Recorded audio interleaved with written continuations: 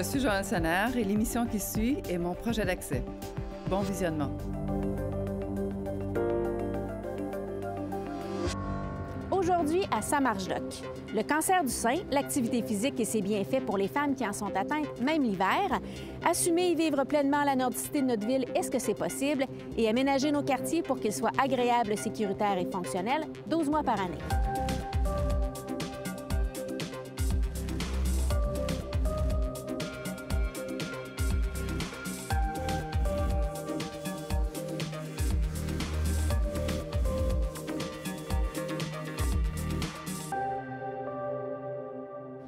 Bienvenue à Samarge-Doc. Le cancer du sein est la deuxième principale cause de décès par cancer chez les Canadiennes. On estime qu'en 2016, 26 000 femmes ont reçu un diagnostic de cancer du sein. C'est 26 de tous les nouveaux cas de cancer chez la femme. Pour prévenir, mais aussi pour améliorer la qualité de vie des femmes qui sont atteintes, les médecins recommandent de plus en plus l'activité physique. Mais est-ce que c'est possible d'être active et de continuer à bouger, même l'hiver? J'ai rencontré la chirurgienne oncologue Louise Provencher.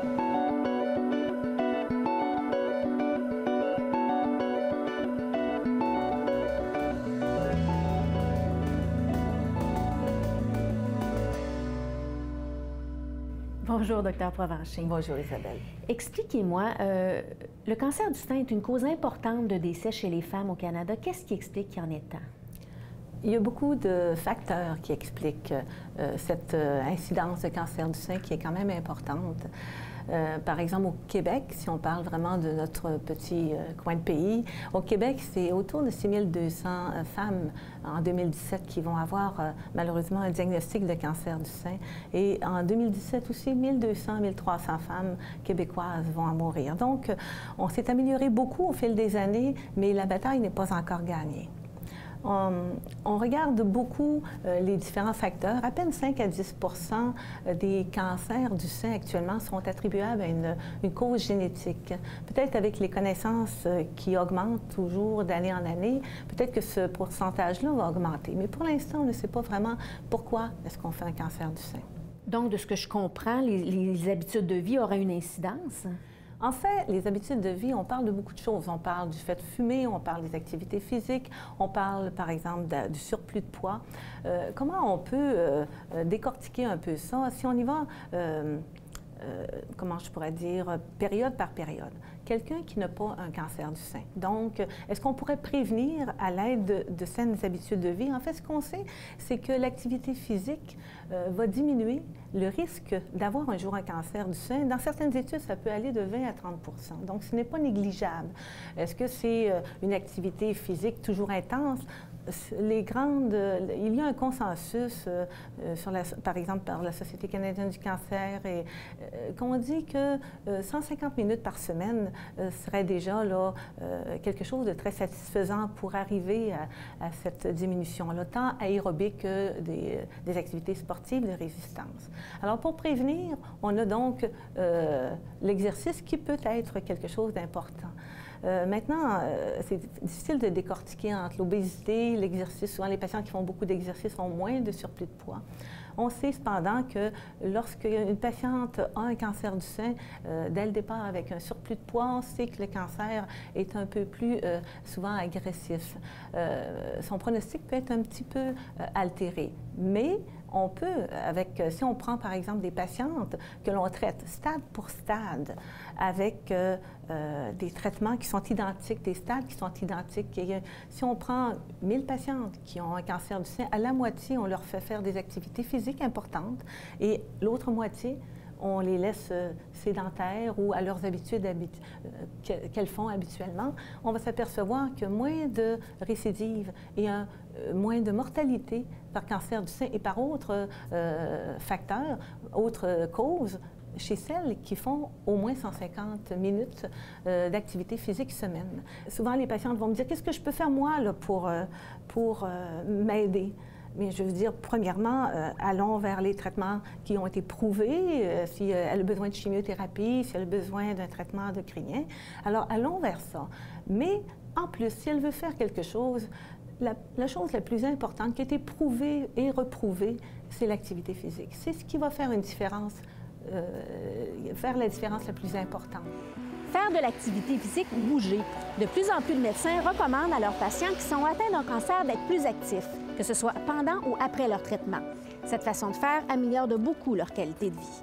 C'est nouveau aussi, c'est-à-dire qu'avant, on ne disait pas aux femmes de faire de l'activité physique durant leur traitement. Expliquez-moi, c'est une mentalité qui a changé. C'est tout à fait. Je vous dirais, nous, comme médecins, souvent, on parlait d'un arrêt de travail. Mettons, on parle d'arrêt de travail parce que les patientes, lorsqu'elles ont eu une chirurgie, de la chimiothérapie, un traitement de radiothérapie, on va leur dire, mais écoutez, on ne peut pas faire un travail avec tout ça. Alors souvent, on les mettait en arrêt de travail et on leur disait, reposez-vous.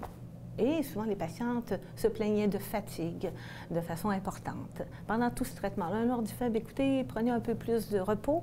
Et ce n'est pas ce que les nouvelles études dans les dernières années ont démontré. Même cette fatigue-là, secondaire, soit de la radiothérapie ou au traitement endocrinien que l'on donne en cancer du sein, bien, cette fatigue-là n'est pas vraiment améliorée par le repos.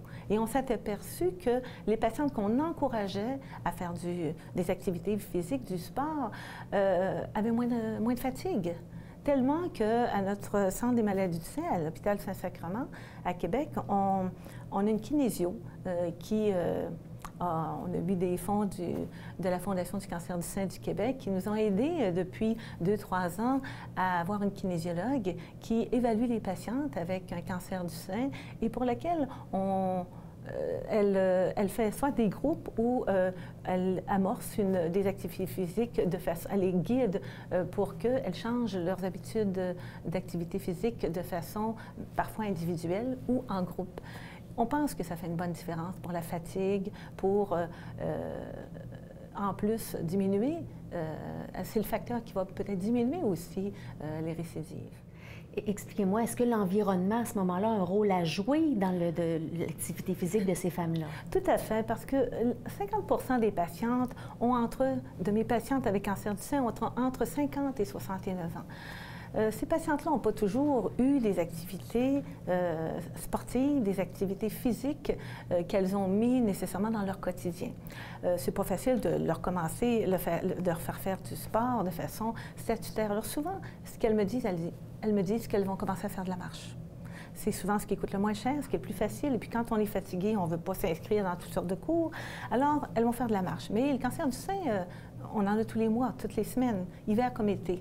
Alors, en été, c'est facile. Elles commencent à faire de la marche rapide. Je leur dis bien de ne pas faire de marche romantique seulement, de faire de la marche rapide pour qu'il y ait quand même une certaine intensité.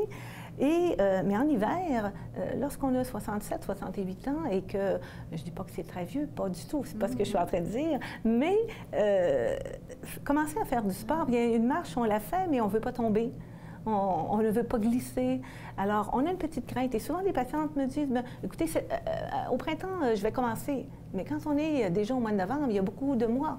Puis pendant ce temps-là, on souhaite qu'elles fassent de l'activité physique. Alors oui, ça a un impact. Ça a un impact qu'on puisse demander à ces femmes, à encourager ces patientes à circuler, à faire de la marche. Et on ne peut pas toujours aller à l'intérieur. Donc, c'est à l'extérieur, souvent, qu'on les encourage à aller.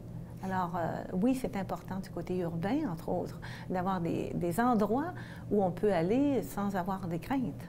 Donc, vraiment, c'est de se donner des trucs pour soi-même sortir aussi, mais il faudrait que l'ensemble de notre environnement soit propice à ça. Tout à fait, parce que si on veut aller marcher 30 minutes, bien, il faut qu'on puisse avoir accès à, par exemple, des toilettes. On peut avoir accès à des trottoirs déblayés sur une bonne distance pour ne pas tourner en rond. Il faut qu'on n'ait pas peur de glisser, même si maintenant on a même des bottes avec des crampons. Il reste que... Puis on veut aussi que ça soit agréable. Donc, on veut être au moins deux si on veut se parler. Si on est toujours tout seul, les gens arrêtent habituellement. Il faut avoir une motivation de groupe, une motivation de couple est importante. On se donne une petite dose de courage, puis on sort. Tout à fait. Merci, Dr. Provencher.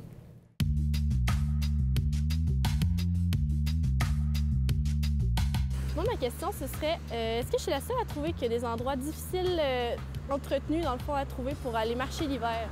C'est une excellente question et je vous dirais que plusieurs patientes me la posent. Les patientes, à tout le moins de Québec, nous posent souvent cette question parce qu'elles ont peur de marcher dans les rues. de Québec parfois, ou peut-être que dans les autres villes aussi, mais à tout le moins, ce que j'ai constaté, c'est que ce serait fort pratique d'avoir une carte qui nous indiquerait les endroits où il serait sécuritaire et en plus agréable, dans des beaux décors et avec des aménagements qui permettraient, par exemple, de faire un circuit avec un certain kilomètre détaillé ou avec des emplacements sanitaires. Alors oui, il va y en avoir une carte qui va être publiée bientôt, justement dans le contexte de cette programmation Ça marche doc.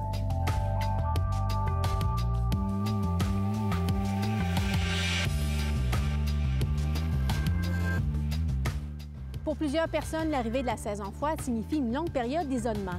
Les températures sont glaciales, les trottoirs sont souvent enneigés. Bref, les gens sont moins portés à sortir. Pourtant, l'hiver est là plusieurs mois par année. Est-ce que nos villes sont adaptées à cette réalité? Est-ce que nos villes assument leur caractère nordique? J'en ai discuté avec Olivier Legault, urbaniste, qui s'est beaucoup intéressé à la question.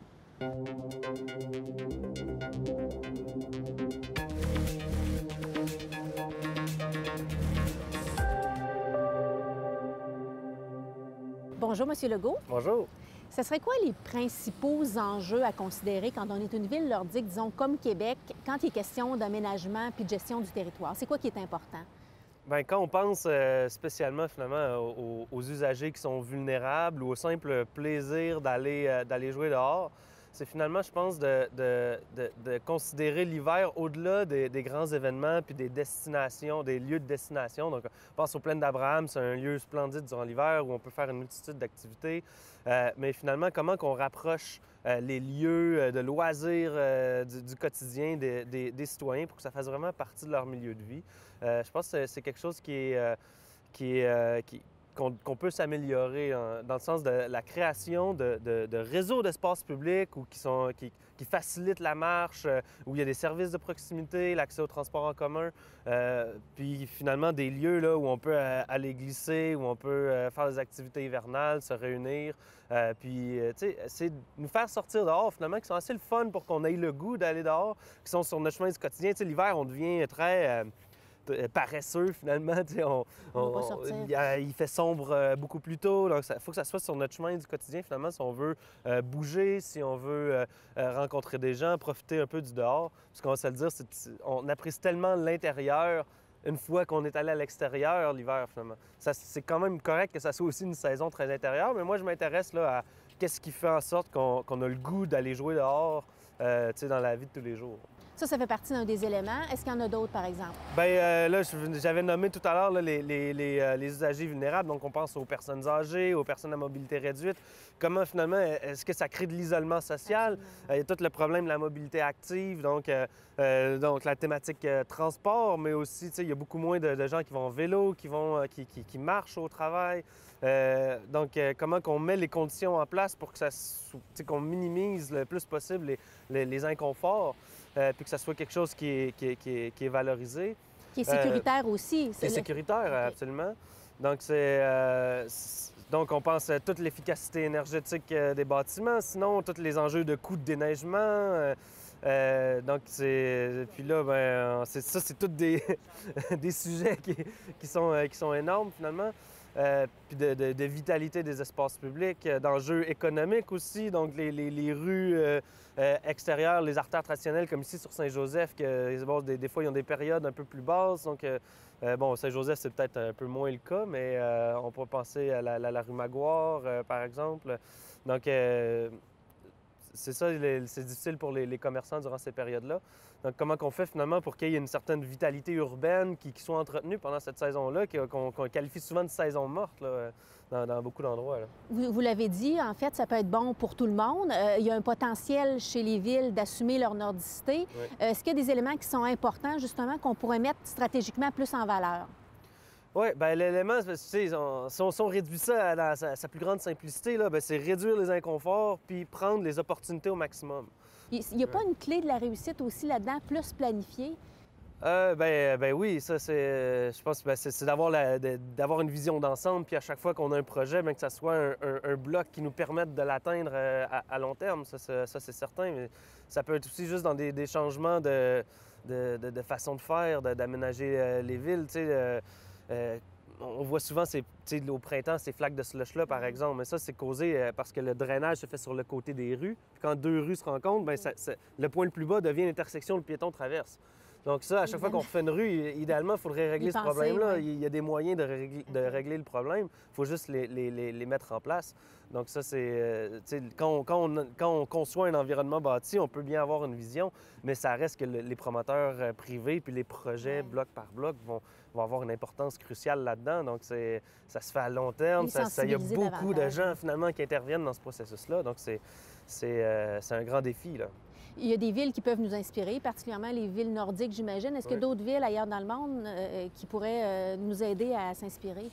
Bien, la ville qui m'a le plus impressionné, c'est une petite ville dans le nord de la Suède. J'ai eu l'occasion de la visiter presque au cercle polaire. C'est une petite ville de 50 000 habitants où il y a une rue piétonne qui est la rue principale, où il y a des trottoirs chauffants. Dans leur cas, ça fait du sens d'avoir des trottoirs chauffants parce qu'il y a une usine dont le rejet industriel est de l'eau à 97 degrés Celsius. Donc, c'est un peu comme le principe de l'économie circulaire. Ils reprennent cette eau-là pour chauffer les trottoirs. Puis donc, ça donne l'occasion de laisser toute la neige au centre de la rue. Donc, la mobilité active avec des traîneaux est possible. C'est comme sur une péninsule. Donc, ils font une grosse patinoire où il y a genre 1001 activités. Ça va même... ils font du kitesurfing, là, du kite skiing. Donc, avec le ski sur avec le cerf-volant. Puis, ils ont des rampes et des sauts, une grande patinoire, des spas, des pistes de ski de fond. Donc, en fait, cette rue-là qui est piétonne sert un peu de colonne vertébrale vraiment à ce réseau-là du parc à la place publique où ils font un festival d'hiver, où il y a des spectacles à l'extérieur, des illuminations, qui va jusqu'à la forêt qui est proche du centre-ville où il y a bien entendu des sentiers de toutes sortes pour aller profiter du plein air urbain, puis entouré de ce grand espace public-là finalement qui prend vie quand l'eau gèle. Donc tout ça est relié ensemble, puis ils profitent des opportunités qui sont tendues par l'hiver, finalement. Profiter des opportunités, on retient ça Ben sans faute. Merci beaucoup, Olivier. De rien. Merci.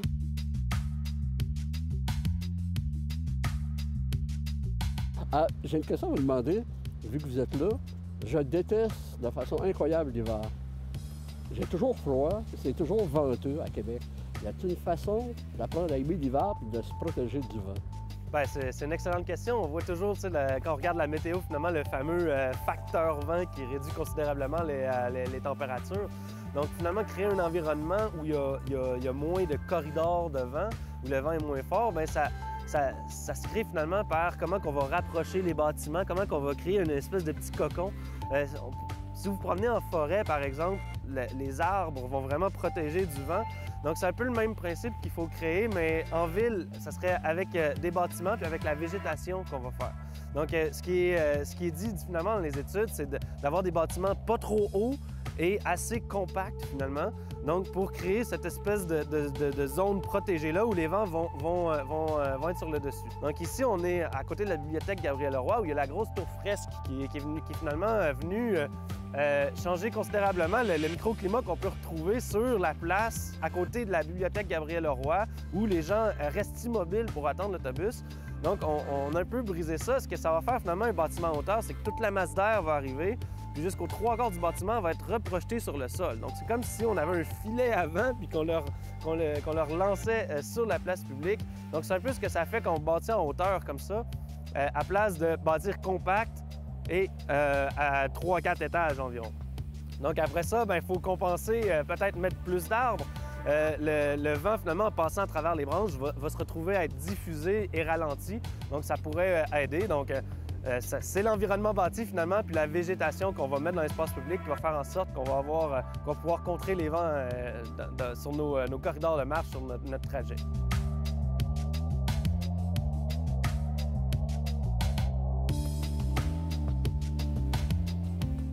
Ça marche doc, c'est aussi des promenades. Beau temps, mauvais temps et même l'hiver. La dernière fois, on s'est donné rendez-vous au parc du Bois de Coulanges. Donc, nous allons commencer la marche. C'est moi qui vais ouvrir la marche aujourd'hui. Prenez votre temps, allez-y à votre rythme. Soyez très prudents, c'est assez facile. Bonne marche!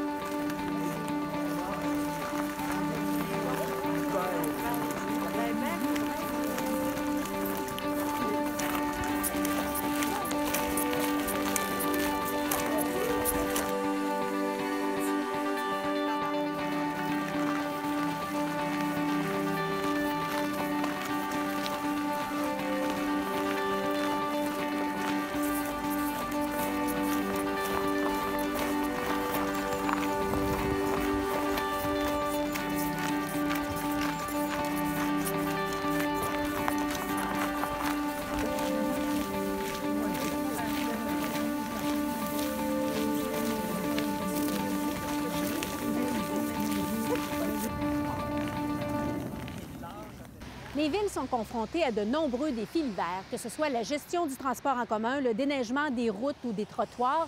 Bref, elles sont vraiment en première ligne. Mais comment y arrivent-elles?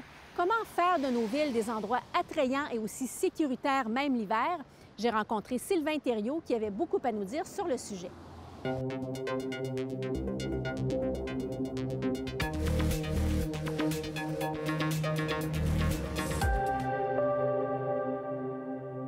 Bonjour, M. Thériault. Bonjour. Vous êtes président de l'Association des urbanistes et aménagistes municipaux du Québec. Expliquez-moi, qu'est-ce que c'est le rôle de l'urbanisme et particulièrement dans un contexte de ville, de municipalité? En fait, l'urbanisme est là pour éclairer la décision des élus relativement à la gestion du territoire, au développement du territoire. Et c'est pour, en fin de compte, voir à l'élaboration des politiques, des plans, de la réglementation locale, etc. Par le passé, on a eu tendance à faire en sorte que nos villes soient plus des environnements protecteurs. On a beaucoup développé la ville intérieure, des environnements peut-être avec des climats contrôlés. Là, on dirait qu'on redécouvre l'intérêt de l'extérieur, de la marche, des déplacements actifs. Donc, et en ce sens-là, effectivement, il y a comme une préoccupation relativement récente à faire en sorte qu'il y ait une réponse à des besoins criants là, de se déplacer, de vivre la ville à l'extérieur, et ça se traduit par des aménagements conséquents. Souvent, c'est quand on reçoit des propositions, la documentation qu'on voit, qu'on reçoit, tout ça, c'est souvent des belles vues, des belles simulations, des vues l'été, tout le monde heureux, là. Alors, souvent, on demande d'essayer de documenter mieux comment les propositions vont pouvoir vivre en toute saison. Est-ce que ça surprend quand vous faites ces recommandations-là? Est-ce que les gens se disent, bien oui, c'est vrai, on n'y avait pas nécessairement pensé? Oui, c'est ça. Bien, je pense que c'est un réflexe tout à fait normal que d'essayer d'exposer un projet, de montrer un projet sous son meilleur jour. Mais de plus en plus, ça rentre dans l'ordre des choses. Puis même, on est surpris des fois de voir arriver des cahiers de propositions où est-ce que toutes ces conditions-là sont déjà prises en compte. On le sait, le palier municipal, c'est vraiment celui des services à la population, des services aux citoyens. Comment ça se traduit, la préoccupation de la nordicité dans les services? Bien, c'est de plusieurs ordres. Donc, il y a la question très terre-à-terre, par exemple, de l'entretien de la voirie et tout ça. C'est sûr que chaque municipalité a par exemple, ses niveaux de priorité quand ne serait-ce qu'au niveau du déneigement, par exemple. Et on voit de plus en plus, par exemple, il y a des villes européennes où est-ce que les sentiers piétons, les pistes cyclables ou les sentiers multifonctionnels, c'est ce qui est dégagé en priorité dès 7 heures du matin. Alors qu'en d'autres milieux, la priorité, c'est de dégager, par exemple, les grandes artères, les grands boulevards pour la circulation véhiculaire. Donc, il y a toutes sortes de façons d'établir des priorités quant à l'entretien.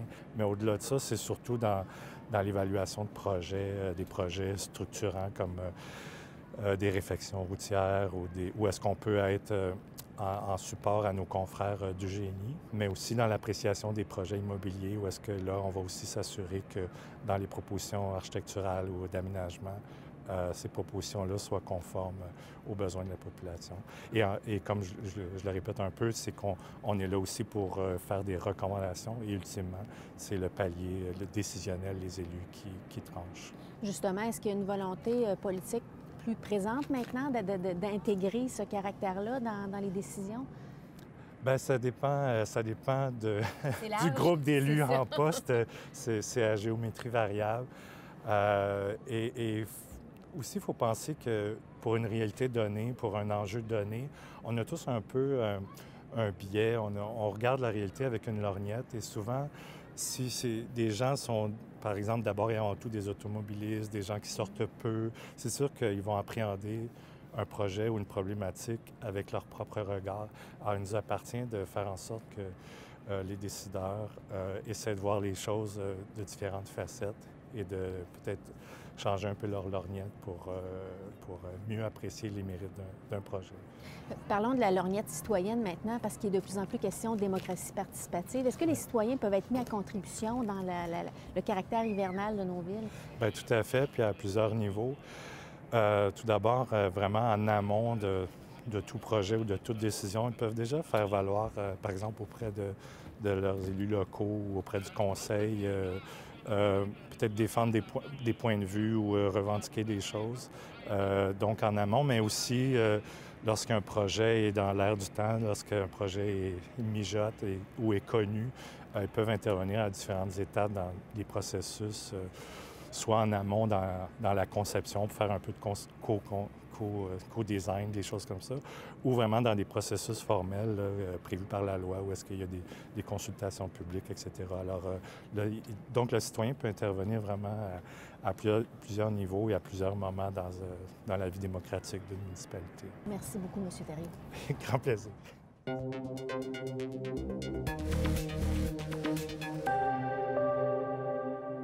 Faire de l'hiver une richesse, c'est possible. D'ailleurs, de plus en plus de villes dans le monde le font, particulièrement dans les pays nordiques.